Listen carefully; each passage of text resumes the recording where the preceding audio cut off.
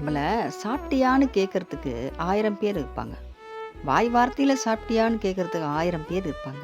ஆனா நிஜமாவே நம்ம சாப்பிட்டோமா? இல்லையா? பசியா தான் இருக்கோமான்னு பார்த்து நம்மள பசியாத்தக்கூடிய கடவுள் தான் நம்ம முருகர். நம்மள நல்லா இருக்கியான்னு நெறைய பேர் கேட்பாங்க மனுஷங்க. நம்ப மனசுல 1000 வேதனைகள் நமக்கு இருக்கும். எவ்வளோ பிரச்சனை இருக்கும். ஆனாலும் ஒருத்தவங்க நம்மள நல்லா இருக்கியான்னு கேட்டா, நம்ம நல்லா இருக்கோம்னு தான் சொல்லுவோம்.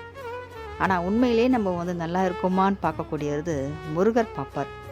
முருகன பார்க்கும்போதே நமக்கு கண்ணு கலங்கிடும். முருகன் கிட்ட போய் நம்ம சொல்லுவோமா? நான் நல்லா இருக்கேன் அப்படின்னு. நிச்சயமா சொல்ல மாட்டோம். நம்மளுடைய தாய் நம்ம எதிர்க்க இருந்து நம்மள நல்லா இருக்கியான்னு கேட்குற மாரி இருக்கும். அது முருகன் கோயிலுக்கு போனாலும் சரி, முருகர் படத்தை பார்த்தாலும் சரி, முருகரோட வேலை பார்த்தாலும் சரி, நம்ம பிரச்சனையோட நம்ம அது வேலையோ, முருகனுடைய முகத்தையோ பார்க்கும்போது நம்ம கண்ணு கலங்கிடும். நல்லா இருக்கேன்னு நம்ம மனுஷங்கிட்ட சொல்லலாம். முருகர்கிட்ட நம்ம சொல்லவே முடியாது.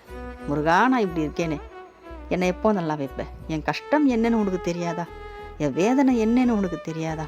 நான் இன்னைக்கு கண்ணீரோடு நிற்கிறேனே, நீ பார்க்கலையா? என்னோட கண் கலங்கிருக்கே, உனக்கு தெரியலையா? உனக்கு 12 விழின்றாங்க, அதில் ஒரு விழியில் கூட நீ என்னை பார்க்கலையா? உன் மனசை தொடுற அளவுக்கு நான் உண்மையில அன்பு வைக்கலையா? நான் உன்னை எப்போதான் நேசிக்காமல் இருந்திருக்கேன்? எக்கணமும் நான் உன்னை தானே கூப்பிட்டுருக்கேன். நீ என்னை பார்த்து அருள் செய்யணும் இல்லையா?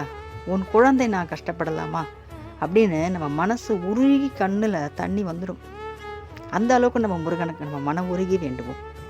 ஆனால் மனுஷங்க நல்லா இருக்கியான்னு கேட்கும்போது நம்ம நல்லா இருக்கேன்னு தான் சொல்லுவோம். ஆனால் முருகனை பார்த்து சொல்ல மாட்டோம் இல்லையா? முருகர் நம்மளை காப்பாற்றுவார். நம்ம உண்மையான ஒரு அன்பு முருகர் பார்ப்பார். நம்ம கண்ணு கலங்கிறது அந்த வேலவனுக்கு மட்டும்தான் தெரியும்.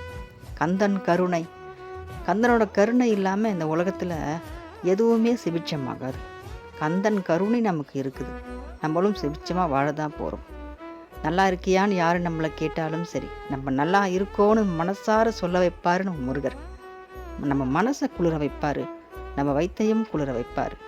ஏதோ ஒரு பிரச்சனை நம்ம சாப்பிடாம இருந்தாலும் முருகர் நம்மளுக்கு உள்ளே இருந்து நம்மளை சாப்பிட வைப்பார். எப்போவுமே அன்பு கடவுள். நம்ம தாயும்மா தந்தையும்மா நம்ம கூடவே இருப்பார். 2 கண்கள் போல் நம்ம கூடவே இருந்து நம்மளை அழகாக முன்னுக்கு கொண்டு வருவார் நம்ம முருகர். அதில் எந்த சந்தேகமும் கிடையாது. நம்ம மனசை வலியை போக்கக்கூடியவர் தான் நம்ம முருகர்.